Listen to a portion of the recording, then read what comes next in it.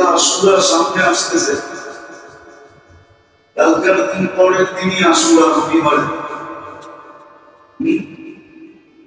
এই যে আশুরা আসতেছে দেখার বিষয় ছিল উম্মতের আল্লাহ প্রস্তুতি করছে,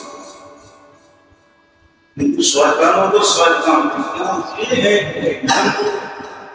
মেলে বললে তো আবার রাগ হয়ে যাবে, জিঞ্জিরা মানুষ থাকবে, তাহলে জিঞ্জিরা তৈরি হতো কেন? নকল শব্দটা আসতো কেন? শয়তানও তো শয়তান, ঠিক না? সেও অনেক কিছু বলে দিছে, মিলায় দিছে, ঠিক না?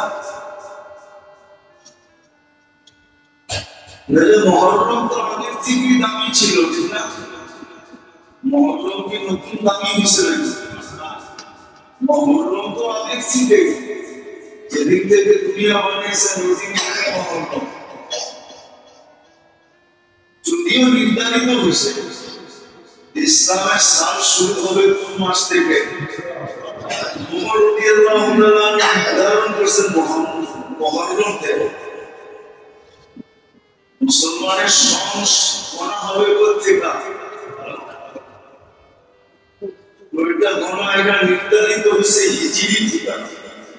হিজরি সন থেকে মুসলমানদের সন গণনা করা হবে। মুহররম তো আগে থেকেই ছিল। কেউ তো দেখে না এই মাসে আল্লাহ রাসূল কি করছে, করণীয় কি ছিল? বলছিলেন রমজানের পরে যদি বেশি রোজা রাখতে মনে চায় তাহলে মুহররমে রাখো, এই মাসে তোমাদের আমলনামা আল্লাহর কাছে পেশ করো, বাৎসরিক আমলনামা মুহররমে পেশ করো। এই অবস্থায় যেন পেশ হয় তুমি রোজা রাখছো। মদিনায় এসে দেখছেন ইহুদিরা 10 তারিখে রোজা রাখে, বলছে কেন রাখো তোমরা? মুসা আলাইহিস সালাম এই দিন দরিয়ায় নদী পার হয়েছেন, আল্লাহ বনি ইসরাইলকে মুক্তি দিয়েছেন আর ফেরাউনকে ডুবাইয়া দিয়েছেন। বলছে তোমরা যদি এই খুশিতে রাখো আমরা মুসা আলাইহিস সালামের ব্যাপারে তোমাদের চেয়ে বেশি হক রাখি, আমরা একদিন রোজা রাখা বেশি হক রাখি। মুসা আলাইহিস সালামের সাথে তো আমার সম্পর্ক বেশি, উনিও রাসূল আমিও রাসূল, উনিও কিতাবদারি আমিও কিতাবদারি, আমরা তো ভাই। মাশাআল্লাহ দিন আশুরার দিন রোজা রাখছে, কিন্তু ওদের রোজায় কতটুকু মিলত না না মিলত এটা আমার জানা ছিল না, জানা নেই। কিন্তু আমাদের রোজায় কতটুকু মিলবে একটু বলে দিচ্ছে। পিছনে দেখেন বৎসরের গুনাহ মাফ,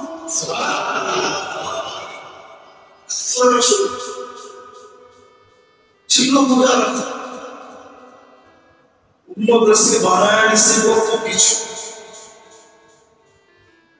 গুনতে গুনতে আশুরার জিনিস শেষ করা যাবে না। হুসাইন রাদিয়াল্লাহু তাআলা শহীদ হয়েছে গ্রামে মাঠে, আহলে বাইত তৈরি হয়ে গেছে। কেন লুটলো এটাও কেউ জানতাবাস করতে চায় না। আহলে বাইত এরকম হলো কেন ওনারা জানতে না? ওনারা আল্লাহ রাসূলের সামনে কারোর সাথে আপোষ করতে চান না। আপোষ করলে জান দিত আল্লাহর হুকুমের সামনে, নবীর তরিকার সামনে কারোর সাথে আপোষ করতে চান। বলছিল আপোষ করে না, বলছে প্রশ্ন করে তাহলে কাউকে মুখ দেখাবো কি? তাহলে ইতিহাস হবে কি? ইতিহাস হবে। সুলতান মাহমুদ গজনভী রহমতুল্লাহ আলাইহি যখন ভারত স্বাধীন করেন 17 মাসের সময়, মন্দির ছিল ভারতে, সমুনা নাম ছিল। আসল স্বাধীন করার কারণে পেয়েছে মুসলমান পণ্ডিত ছিল, বারবার খবর খুঁজতে ছিল সুলতান মাহমুদ গজনভীর কাছে। ষোলোবার হামলা করে উনি জিততে পারেন, সতেরোবারের সময় জিতছে। মন্দিরে যখন ঢুকছে হিন্দুরা বলতেছিল সব মূর্তি আপনি ভেঙে ফেলান, কিন্তু আমাদের এই বড় মূর্তিটা ভেঙেন, আপনি আর বিনিময়ে যত সোনা চাঁদি যাবেন আমরা আপনাকে দিয়ে দেব। ওনারা বুঝে আসছে যে একটা মূর্তি এখানে অসুবিধা নেই, ওরা তো মুসলমান হবে না, মূর্তি বানায় পূজা করবে। কিন্তু মনে মনে আয়াসকে জিজ্ঞাসা করছে, আয়াস কি করবো, অফার তো আসছে সোনা চাঁদি দেওয়া দিবে, মূর্তি যতটি চাই ততটি সোনা চাঁদি দেওয়া দিবে। আমিরুল মুমিনিন বলছে সুলতান মাহমুদকে, বলছে সুলতান আপনি যদি এটা না ভাঙেন আর বিক্রি করেন, যদি ইতিহাসের পাতায় লেখা হবে আপনার নাম সনদ ফরুশ, আপনি মূর্তি বিক্রি করছেন। আর আপনি তো মূর্তি ভাঙার জন্য এটাকে স্বাধীন করছেন, ইতিহাসের পাতায় নাম উঠবে মূর্তি শাখান, মূর্তিকে ভেঙা ভেঙা গেছে। আপনার ইচ্ছা আপনার ইতিহাসের পাতায় কি নাম লেখাইতে যেতেছেন, মূর্তি বিক্রিকারী লেখাইতে চেয়েছেন, মূর্তি ভাঙা লেখাইতে চেয়েছেন। সুলতান বুঝে, বুদ্ধিমান ছিল, বুঝে আসছে, বলছে না সোনা চাঁদি যত চাবো তত দিবে, হচ্ছে বুঝি খুশি দিলেও হবে, আমি ওইটাই নাম লেখাইতে চাইলাম, তুমি বিঘা দিচ্ছে। কেননা ওই মূর্তির ভিতরে ওই সময় হিন্দু যে রাজা ছিল, ওর যত দামি দামি হীরা মণি মুক্তা ছিল ওটার ভিতরে ছিল। এই জন্য ওরা চাইছিল যে এটা কিনা নেওয়া যেতে পারবে, যত সোনা চাঁদি দেই না কেন এর ভিতরে রাখা যা আছে এটার দাম একচেয়ে বেশি হবে, বিদায় দেখি পটায় পটায় নিতে পারি। সুলতান বলছে ভাঙছি তো ভাঙছি, এগুলো তো ভাঙবো, বস ভেঙে বলছেন ভিতর থেকে সব ভূমি মুক্তা হীরা বাকি হয়ে চলে যা দিতে চাইছিল তার পুঁজিগুলো বেশি পেয়ে গেছে। ঠিক হাসান হুসাইন জান কেন, হুসাইন জান কেন দিছে, তাহলে বাড়ি কেন তার বাংলায় মিটে গেছে। আপনাদেরকে বলা হয়েছিল আপোষ করো, আল্লাহ আল্লাহ রসুলের হুকুমের সামনে আপোষ করো, আমাদের সাথে আপোষ করো, আল্লাহ রসুলের হুকুমকে আমাদের সাথে আপোষ করো। বলছে না, জান দিতে পারি আপোষ করতে পারে, বলে না যে না হুসাইনি হুসাইনি করি, হুসাইনের জানই তো গেছে শেষবার।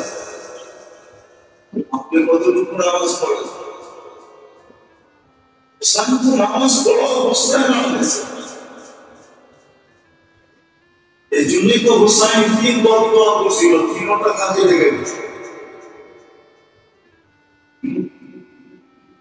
প্রথম বদদোয়া করছিল, আল্লাহ আমার নানার চোখের শীতলতা এত থেকে ছিনায় নেই, এরা আমাকে ডাইগাই না হত্যা করলো।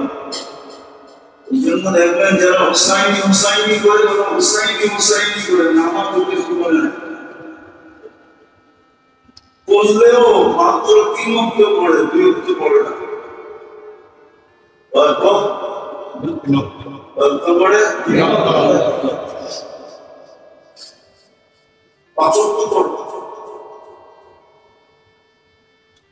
দ্বিতীয় বদদোয়া করছে, আল্লাহ কুরআন ওদের থেকে উঠায়নি। যারা হুসাইনি হুসাইনি করে ওই দুনিয়া কোনো হাফেজ কোরআন চ্যালেঞ্জ, কোনো হাফেজ কোরআন দ্বিতীয় হচ্ছে আল্লাহ আমার নানা হাউসে কাউসার থেকে দেখবে বঞ্চিত, দেখার বিষয় কিয়ামতের দিন দেখবো। মনে হয় ওদের জন্যই হাদিস লেখা হয়েছে, সুলতান সুলতান তাইয়ার পা দূরে সরো, যারা আমাকে সামনে রাখবো না এমন সামনে সত্য এটি। উম্মতের দুরবস্থার কারণই লেখা আমল করে কিন্তু নবীর আদর্শ মতো করে কিন্তু হুকুম ছিল আমল বেশি দরকার নেই যতটুকু বলো ততটুকু নবীর আদর্শ মতো করো এক করলেই তো 10 এক করলেই 10 রিকভারি হইতে তো সময় নেবে না পুনা তো 10 লেখা হয় না পুনা কত লেখা হয় তো সুন্দর উদাহরণ দিয়ে বুঝিয়েছে আর তুমি বুঝাবে বলছে প্রত্যেক নামাজের পরে 10 বার সুবহানাল্লাহ 10 বার আলহামদুলিল্লাহ 10 বার আল্লাহু আকবার পড়ো তো 30 বার 5 ওয়াক্তে হবে 150 বার সওয়াব মিলবে 15,000 সুবহানাল্লাহ সময় পড়ো 33 34 100 বার সওয়াব মিলবে 1000 সুবহানাল্লাহ 10,000 1000 2,500 তারপরে বলছে তোমাদের ভিতরে কে 2,500 গুনাহ করার ক্ষমতা এই মজলিসে বলুন না 50টা গুনার নাম বলো কেউ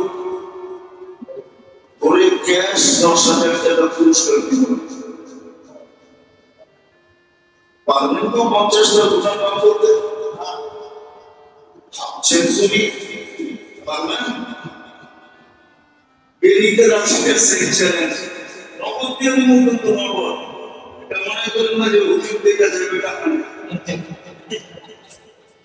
50টা গুনার নাম জানি না 1,000 গুনাহ থেকে এই উম্মতের জন্য তো একটু বিরাট বড় গিফট একটু ফ্যাসিলিটি একটু সুসংবাদ এটা আল্লাহর পক্ষ থেকে বিরাট বড় মেহেরবানি ইহসান দয়া যে গুনাহকে বাড়তে দেন না একের উপরে ব্রেক লাগাচ্ছে এক গুনাহ লেখা কিন্তু নেই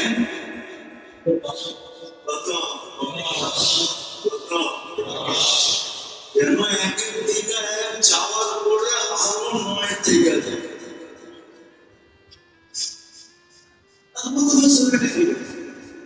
এই জন্য তো রিকভারির সুযোগ ছিল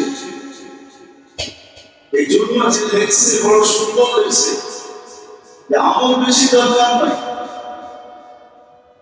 আমল বেশি করার দরকার নেই যতটুকু করো ততটুকু যেন মুহাম্মদুর রাসূলুল্লাহর আদর্শের বাহিরে লাগে মুহাম্মদুর রাসূলুল্লাহ সাল্লাল্লাহু আলাইহি ওয়াসাল্লামের আদর্শ মতে সুন্নাত যেটাকে কিন্তু যেন আদর্শের বাহিরে না এটা বাকি আগেও বলছিলাম এখনো কবরের প্রথম প্রশ্নে কিন্তু এটা হবে যেই জীবন কাটায় আসছো ওটা আমার বন্ধুর আদর্শে কতটুকু কাটাচ্ছে আদর্শে কাটাইছো কি ما كنت تقول في هذا الرجل محمد رسول الله আদর্শে কতটুকু জীবন পাইছো মুহাম্মদুর রাসূলুল্লাহ সম্বন্ধে প্রথম প্রশ্ন এজন্য ইমাম বুখারী লিখে দিয়েছেন আমি এক সুয়ালের কায়েল কবরে একটাই মাত্র প্রশ্ন হলো মুসলিম রহমতুল্লাহ আলাইহি বলছে আপনি যেদিকে আমি ওইদিকে উনিও বলছেন একটাই প্রশ্ন হলো মুহাম্মদুর রাসূলুল্লাহর আদর্শে কতটুকু আদর্শবান ছিলেন না আমার গ্যারান্টিও ছিল কিন্তু আমার বন্ধুর আদর্শে আদর্শবান হলে আমি তোমাকে টোকায়া হেদায়েতের পথ হেদায়েত তোমার তালাশ করতে হবে না হেদায়েত তোমাকে তালাশ করে গলা জড়ায় বলতে সুবহানাল্লাহ মান আতা রাসূল ফাকাদ আতা আমার বন্ধুর আদর্শে আদর্শবান হলেই আমি তোমাকে গলায় রাখাই তুমি আমাকে মানলে এই কথার সার্টিফিকেট দিয়ে ইন কুনতুম তুহিব্বুনাল্লাহ ফাত্তাবি'উনি ওয়ায়াগফির লাকুম যুনুবাকুম। আমার বন্ধুর আদর্শবাদ হতে দেরি, আমি তোমার গুনাহগুলোকে মেটায় দিতে, ছড়ায় দিতে, পিছনে দিতে, ফুটফুলা দিতে দেরি। সব বুঝেন, সব বিশ্বাস আল্লাহটা বিলকুল ক্লিন, কোনো গুনাহ নেই। এমনকি ফেরেশতা পর্যন্ত তাকাই দেখেন আল্লাহ গুনাহ নাই, সম্পদ গুনাহ, মানুষ আবার গুনাহ নাই, সম্পদ হলো কি গুনাহ? আল্লাহ ফেরেশতাদের বুঝাবে এই পদ্ধতিতে এদের গুনাহ ঝরে গেছে। সুবহানাল্লাহ। মেলাকে কোরআন কেন বলতো ইয়াকবাউ সাইয়্যাতুল হাসান,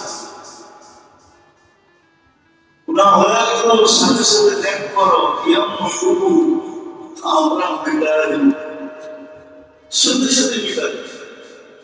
আমল তো বেশি দরকার ছিল, কিন্তু ওই যে বললাম রোগী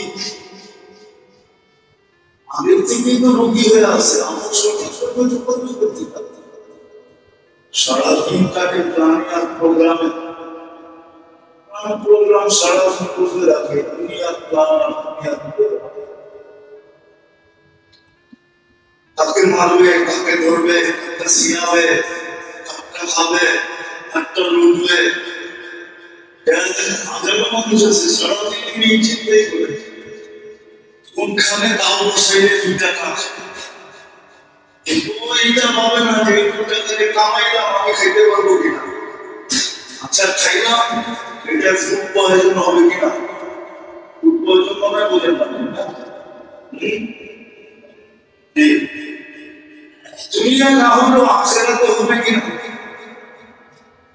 যদি চিন্তা ভাবনাই হইতো আমাদের সমাজ এরকম কেন হইতো? ব্যাপার পত্রিকা দেখতে তো লজ্জায় মাথা নিচের দিকে চলে আসতে চায়, সব জায়গায় শুধু শুধু অত্যাচার আর অত্যাচার। হয়ে যায় কিনা রাস্তাঘাটে চলতে তৈব চান্দা চান্দা,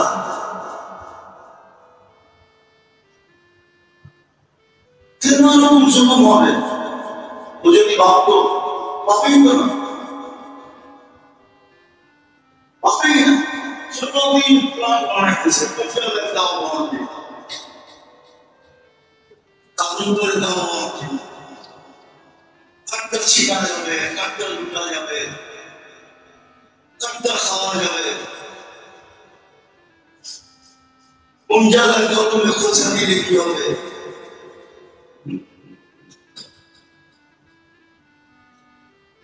সারাদিন প্ল্যান প্রোগ্রাম চলতেছে, অস্থায়ী ক্ষণস্থায়ী প্ল্যান। এটার একটা মুহূর্তের গ্যারান্টি কেউ দিতে পারবে, পারবে কেউ গ্যারান্টি দিতে না? সূর্য ডুবতে দেখুন, কত মানুষ অত্যন্ত সত্যের ভিতরে কবরের নিচে মাটি খুঁজে গেছে, ও সূর্য অত্যন্ত দেখছে, দেখতে দেখতে দেখতেছে যে আমার মাটির নিচে চলে যাবে। কত দর্শিত আমার সূর্য উঠা অবস্থায় মাটির সাথে মিশে গেছে।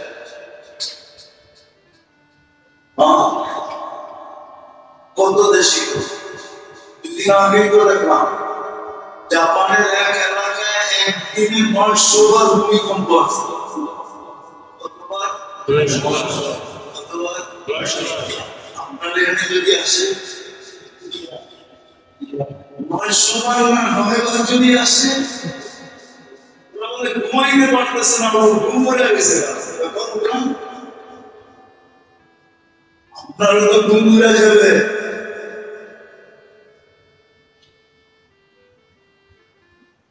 একজন চিনতে চান না,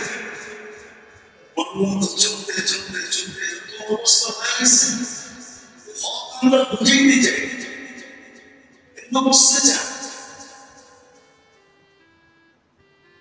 বলবার কাম কি মসজিদে আজান দিয়ে আর কি করবে? বলবার কাম বলার বলবো, বলার কথা শুনলেই হবে। পুরো জাতি এই কথাই কয়, মৌলার কথা শুনে উন্নতি করতে পারবে না। আমার দুনিয়া একদিন নিজে নিজে থাকবে, এটাও সত্য। এটা দুনিয়া একদিন নিজে নিজে থাকবে। সম্পর্ক মানুষ খুশিতে করে, খুশিতে মনে বোঝেন না, সম্পর্ক খুশি খুশি তো হয়। কয়েকদিন পরে যারা নিজে দেওয়ালে মাথা মারে, এই সম্পর্ক ভালো লাগবে না। প্রথম দিন কিন্তু খুশি খুশি করছে, মনে বোঝেন না, দেখে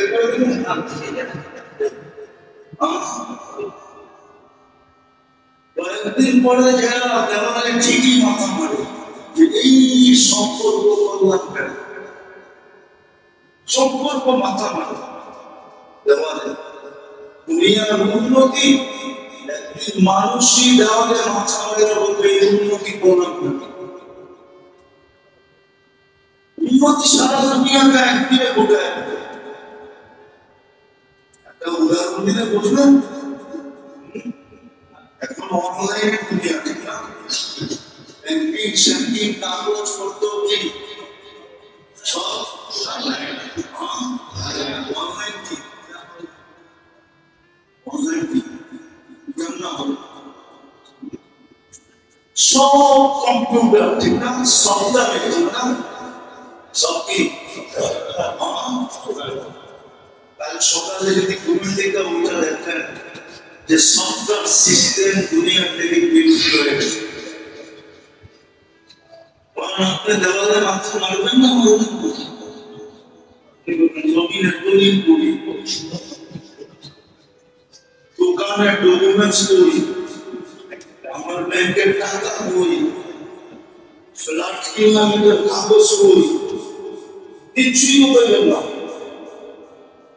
সব তো সফটওয়্যারে ছিল। দুনিয়া বড় বলছে সফটওয়্যারে, তারপরে তো দেখা যায় ও কিছুই করবেন না। পাইবেন বুঝা? দেখানোর জন্য বলতেছি না, তারপরে দেখবেন যে প্লাস্টিক প্লাস্টিক হয়ে গেছে, কিচ্ছু নাই। এটা বলতেছি আমিও দেওয়ালে মাথা মারবো, এটা তো সিম, কিচ্ছু নাই। এটা কম্পিউটারই তো নাই, সফটওয়্যারই তো নাই, সব ফাঁকি হয়ে যাবে, সব। উন্নতি মানুষের দেওয়ালে একদিন মাথা মারা